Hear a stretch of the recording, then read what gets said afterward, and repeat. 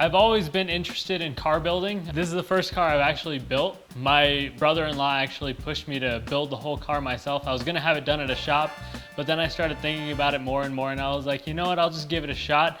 I think I can do better than most shops out there, and it actually turned out to be an extremely quality car. So I had an Audi TT. It came into a whole bunch of problems and it was really expensive to fix, and I bought this car. I've been working on this vehicle. I've had it for 4 years. I've been working on it for all of those 4 years, buying small parts at first and then buying bigger things and bigger things from there. The car was riding too high, and so I decided to get suspension done.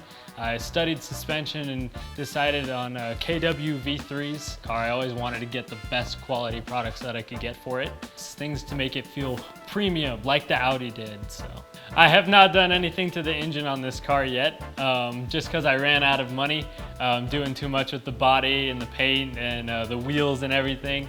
But I do plan on putting an LS3 in it in the future with the Tremec T-56 and all kinds of stuff.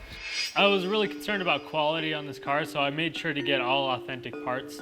One of the biggest pieces of the car, obviously, is the Rocket Bunny version 2 kit. And I have that right here, and I had to make sure that the fitment was just perfect on this body line right here. And I also have a full custom splitter that I made myself. It is based off the Rocket Bunny version 2 splitter. However, this one is actually chassis mounted and fully attached to the car. A big part of this build was to make sure that I got the wheels that I wanted for my entire life. These are the dream wheels, the TE37Vs. I decided to get 10.5 wide inch by 18 wheels on the front and then 18 by 11 on the rears. Modify the frame a little bit back here. I didn't do anything dangerous like cut it though. I was able to bend it back far enough to where this big 275 in the front clears. So one of the most important things on the car was the choice of paint color. The car was originally gray, and unfortunately I don't have a paint booth. I couldn't paint the car myself, but I did have it professionally done at a shop out here called Auto Image 360. It looks different in every light that you throw it in. Sometimes it can look really bright and vibrant, and other times it can look like almost like a gray. I love it, I love it. I also went with Downstar hardware for my fender flare hardware.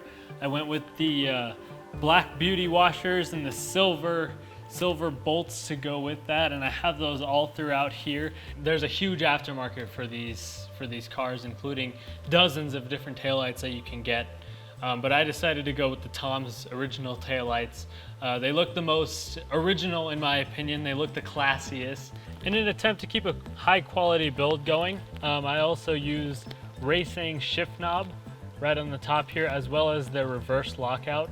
It's much more premium than the shift knob that came with the car, which was just plastic, as well as this reverse lockout.